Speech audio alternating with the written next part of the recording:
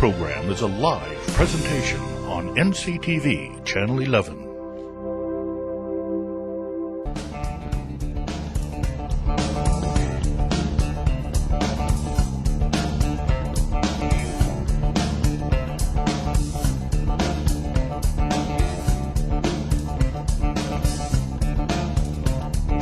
Take me down. Good evening. Welcome to the award-winning Cafe Community. I'm your host, Cheryl Noble. Our program takes a look at people who make a difference in our community, as well as our incredible resources to help us live more sustainably and thrive together. And my guests all tonight demonstrate how we are building a better community through our nonprofits and our vibrant agricultural scene. A little bit later, we'll take a closer look at Sierra Mentoring Partnership. We'll also hear from Center for Nonprofit Leadership. And my first guests tonight are going to talk about food, local food, my favorite topic. So we're so glad you could be with us tonight. Let's get started. My first guests are with Nevada County Grown, and Nevada County Grown, along with the union, is sponsoring a conference this weekend called the Sustainable Local Food and Farm Conference. It's the first one to debut here with nationally known speakers, and we're going to, it's, as I understand, a sold-out conference, but the expo is free to the public. But I'd like to welcome onto the program my guest from Nevada County Grown. On my left is Reed Hamilton, and he is with Grass Valley Grains. On his left in the middle is Susan Morin. She is with Red Wolf Ranch. And her son is on her left, Tylen Morin, and he's also with Red Wolf Ranch. So welcome to the program. Thank you for being here. Thank you, Carol. And I'm going to start with you, Reed. Nevada County Grown has been around for a few years now. Tell us a little bit about the group. You're a member. You're all members. So what does that offer? Well, Nevada County Grown was formed as a way to connect local farmers with consumers and to showcase the products via things like this marketplace at the conference and by the farm guide and the website and so on and so on. Yeah, create a bigger presence that this is what we have here. Promote all of your farming and businesses and produce and ranching business. And I think that the group has been around for a few years now and growing. Yeah, it started very small, and it's the people who took the bull by the horns and started it have really done a fantastic job and built this into a much more effective organization. It's been modeled on other counties that had similar type programs, but tremendous energy has gone into it. Right. I see that they put out, I think it's a guide every year. Not really a guide, but a book of all the businesses and how to reach them and where they can be found and all of the resources. So it's really great. Tell me about the Grass Valley Grains, which is a little new presence now that we've got some grains locally. Well, in about 2006, I got interested in contributing to the local food scene, the local sustainability and reducing food miles and so on. Yeah. And when I was thinking about things that I could do, I immediately thought of grain because I grew up on a grain farm. And I don't know about things like vegetables, so and nobody was doing grain, so it seemed like a logical connection. It's had its challenges trying to do it on a small scale. That's the biggest obstacle. Is the mechanization is not really scaled for a small farm, but I'm making progress, and every year I grow wheat, rye, oats, and barley. And I've tried a bunch of other things, some of which didn't work so well. Well, gotta try it. Yeah, and I mill all of my products into flour and rolled oats and ground oatmeal and pumpernickel flour, polenta, and so on and so on. Great variety, great variety.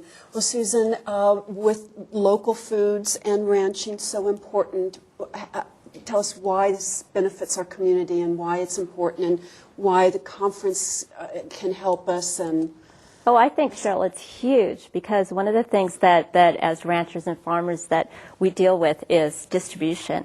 And when you have the cost of having to take that product outside of the community, the cost just almost doubles. The other thing that happens is, especially in this economy, that when we're taking care of our neighbors and our neighbors are taking care of us, it keeps our dollar local, and it also keeps our food on the table at a at a smaller price, or a lower price. And we know where our food is coming from. Right, you can come up to the farm or the ranch and you can see it, and also it's fresher. You get a fresher product because it hasn't been in dry storage or it hasn't been irradiated. It comes straight off the ranch, goes into, in our case, it goes right into the freezer and a really hard freeze, and then it gets delivered to the customer. Right. So the shelf life is immediate. It's within 2 weeks of that product being packaged, and then you have it. It's not like something that you go and say value pack. And it has an expiration date on it. Yeah. Well, Tylen, I'll ask you about Red Wolf Ranch, because I understand you grew up on the ranch. You're a part of the help there. And what do you have on the ranch? And tell us what you do. Basically what I do is I help feed the animals. I give them the grain that they need every day and whatever hay our animals need, and just basically anything that needs to be fixed around the farm, fences, anything like that. And also we give our animals some vegetables. Usually we get stuff, and when we don't use it, we give it to them, basically. I see. Yeah, so there's a full use of the food, so there isn't waste at all. Yeah, exactly. Yeah. So what kind of animals then on the ranch? Right now we have chickens and horses, and at the moment we're going to get pigs, and we have cattle. So, and we also have sheep as well. Yeah. How big is the ranch? The ranch is about 3 acres. 7 acres. Okay. 7 acres, and we have leased another 18 next to us, another 10, and then another 163. Oh my gosh. Yeah, growing. I love it. So then you can have more animals and keep us fed more with a variety. So we're coming down to our last few seconds. And Tylen, this is a great inspiration for youth so that we can continue on this farming, ranching, giving to the community. And he's going to be, I think, a future member of Nevada County Grown. Hopefully. Yeah. All right. Well, we do need to wrap it up. I want to thank you, Tylen, Susan, and Reed for coming on. The conference is this Saturday. It's already sold out, but the expo is open to the public, so come by and see what goods that they have and the resources that are there. It's this Saturday. Go to nevadacountygrown.org/conference for more information. And we've got to take our first break, so thank you for coming on. Stick around while I bring up my second guest. Take me down today. Walk me down to the water. Wash me down today. And I'm gone.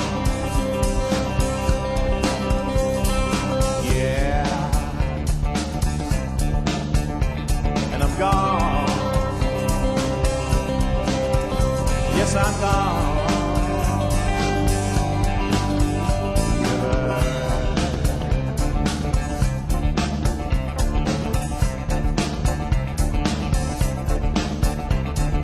Lay me down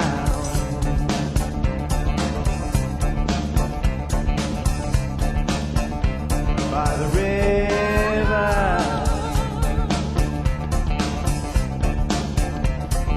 Lay me down slow. Move around me like the water. Rinse me down my bones. And I'm done.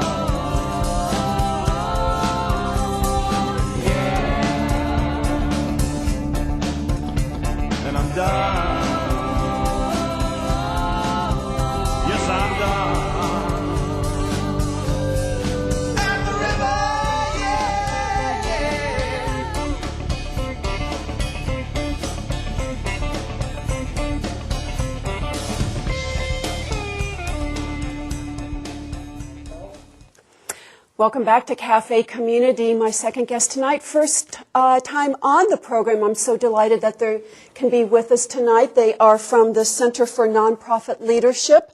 And on my left is Jeff Brown. He is the board chair. And on his left is Bill Neff, the board secretary. And he's also chair of the curriculum committee. Oh, I was just worried that I was going to spell that correctly. I couldn't even say it. So welcome to the program. Thank you so much for being here. First time on the program, Center for Nonprofit Leadership.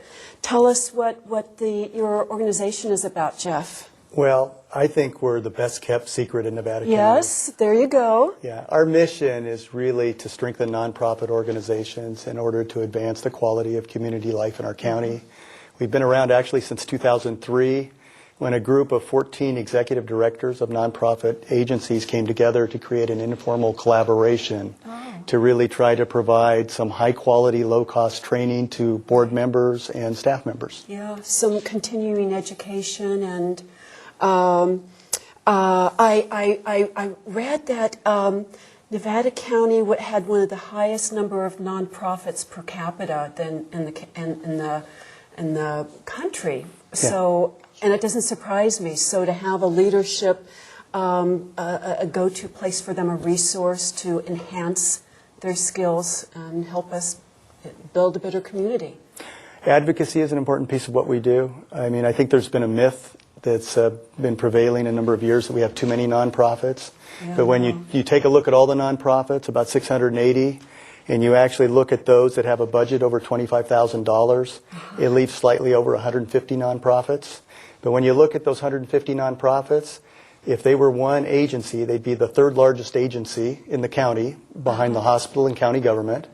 They pay out over $32 million a year, and they have budgets of over $75 million a year. Wow. So one thing people don't realize about nonprofits, in addition to the goods and services they provide, is they create a huge economic impact in our community. That's right, absolutely. And the money stays in our community, it gets reinvested in our community. And so now, Bill, we'll go to you to talk about, because the educational component is so vital and at the essence of the organization, your role as the curriculum chair.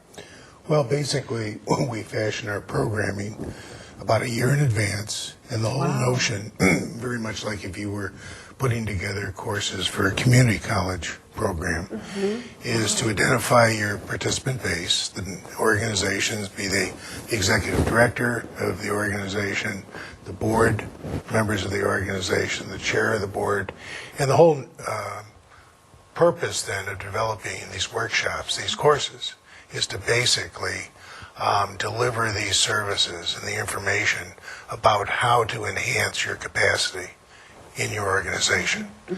And then as we talk about capacity building, we want to then move also into what are the best practices for the well-run nonprofits. In other words, what distinguishes them from others who are doing good works but flounder from time to time. Right, and might fizzle after a few years. That's right. Yeah. And so what we're doing this year is we just finished a program that was so well received, we had requests to redo it, and we're doing that January 22nd. But that first program for this year is a fundamental establishment for each organization to assess where they are. As you mentioned, are we a real startup, or do we have some? Are we in our teenage years, or are we in our adult years? As an organization, how far along are we? And are we doing it right? Are we, building confidence in those who donate money to our organization, that it's being spent well and efficiently and accountable and so on. So then we move then also in January into the relationship between executive directors and their boards. What should they be? What's the role of the chair of a board versus the executive director? And that's the workshop on Saturday. The 22nd. The 22nd, yeah, that's the Saturday. Right. And it's on board governance. Board governance. Correct. Right. So who would be want to attend the workshop? I mean, Anybody who is presently on a board, hopes to be on a board of a nonprofit in the next few years as a volunteer, any executive director, and for some of the larger, and we don't have a large number of these organizations in Nevada County, but there are some nonprofits that have 6, 7, 8, 9 employees. In other words, the executive director is normally the first employee that's hired, part-time or full-time, and then as your programs develop and your financial base develops and so on, then you would move into possibly having a program director or a director of volunteers. Some nonprofits, even those that are, quotes, officially small on paper, might have 150 volunteers right now helping them with whatever their mission is. Yeah. Some of the arts organizations are that way. Right. That's a big area in our community, the arts. How many, the series, once a month about, is that It runs what you about, offer? on an average, about every 5 to 6 weeks, very quickly. After January 22nd, which is on governance, then we get into staff leadership, which covers such areas as human resources and volunteer services, how to manage administrative systems, payroll, directors and officers, insurance, how to comply with the IRS regulations for nonprofits. Wow. And that's all on March 4th. That's an all-day program. Oh, okay. And then April 15th, we'll cover the topics involved in program development and services, followed May 20th by financing and budgets Yeah, for so you nonprofits. really cover the full spectrum of essentials and keep it going, keep it viable. This is all on our website. And it's on your website. I was just going to say that's cnlsierra.org. And in our last few seconds here, Jeff, about how many members are part of nonprofit? We have 48 nonprofit organizations as members, and then we have a number of residents in the community that highly value what we do that are also individual members. Right. All this is very good. So, as I said, the nonprofits are so important to building a better community, and we're fortunate to have great resources and the continuing education to make them the best ever and give us our best services. So I'm just getting the wrap up now. I want to thank you, Jeff, for coming on the program, and Bill. For more information, that's cnlsierra.org or 265-5600 and Center for Nonprofit Leadership. So if you're interested, take a look. Thank you, gentlemen. Thank you. All right, we're going to take our second break, so stick around. We'll be right back.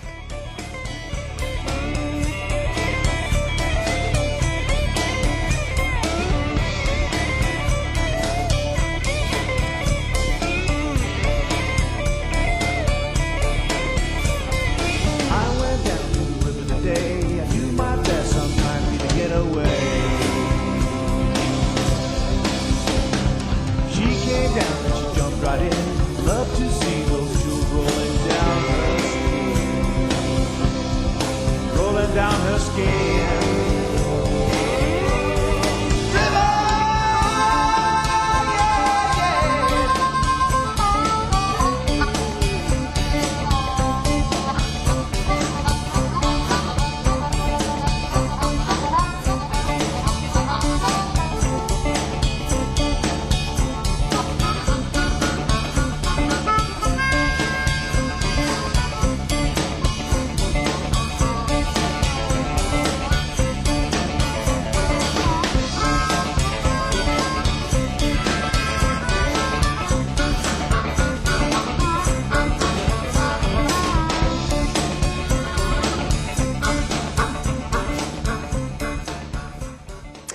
Welcome back to Cafe Community. Here we are in my third segment tonight, and another valuables, talking about nonprofits.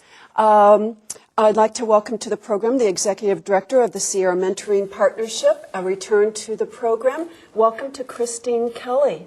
Hi. Welcome back. Thanks for having me back. It's You're nice to be welcome. Gosh, Just learned January, National Mentoring Month, and today Martin Luther King and a Day of Service Day. So what better way than mentoring to offer services, help our neighbors, and build a community?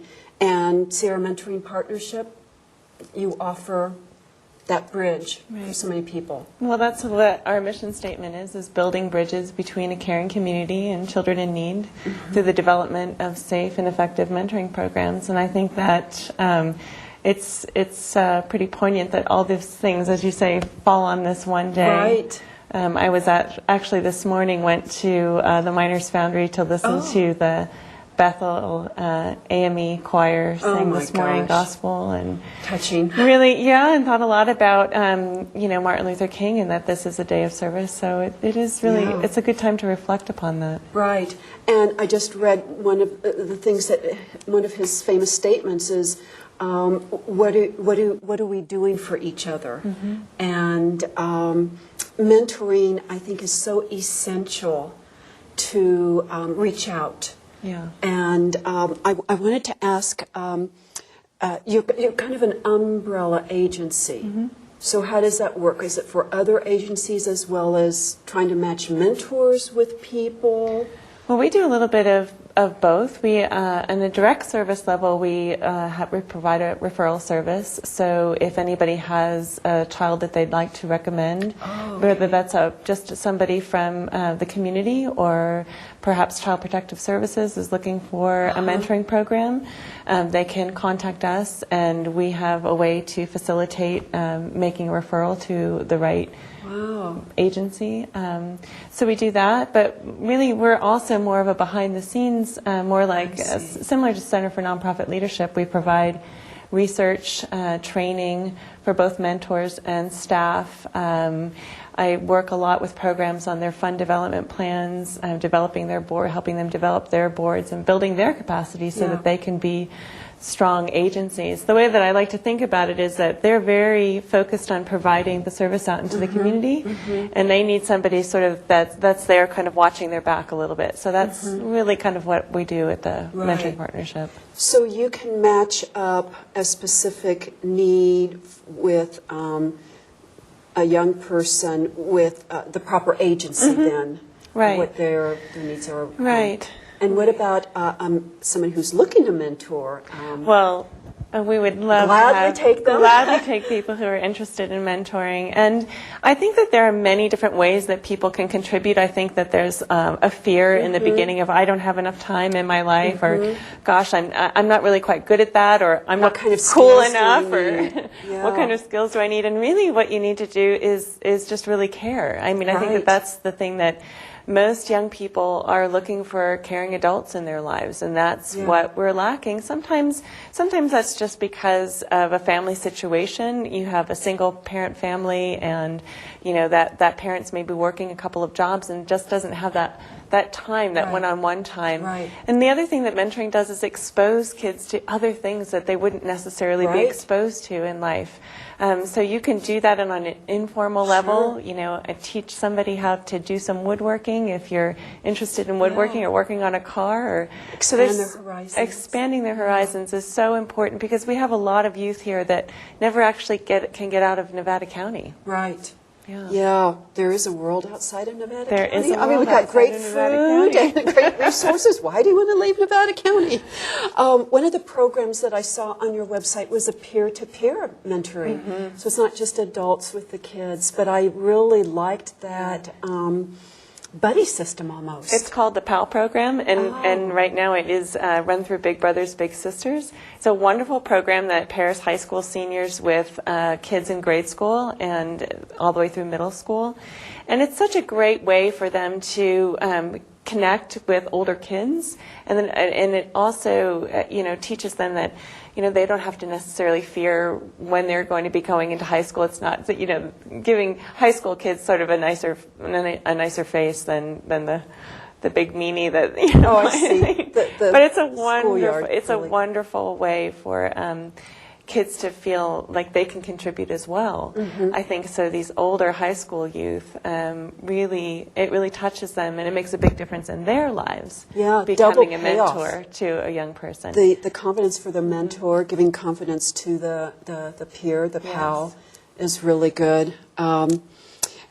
So January, the president had proclaimed January National Mentoring Month. National Mentoring Month was begun by a partnership between the government and the Harvard School of Public Health when it was really recognized that mentoring makes a tremendous difference in keeping kids in school, in preventing drug and alcohol abuse.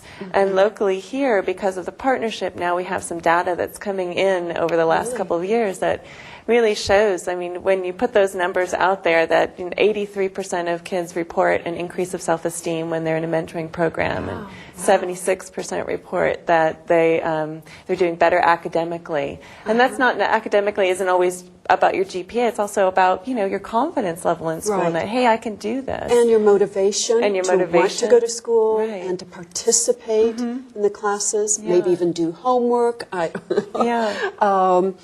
I just think this is a great, I just have to say, mentors on a personal level, they were so important to me. And even as an adult, I still have, there are people out there who just give of their time.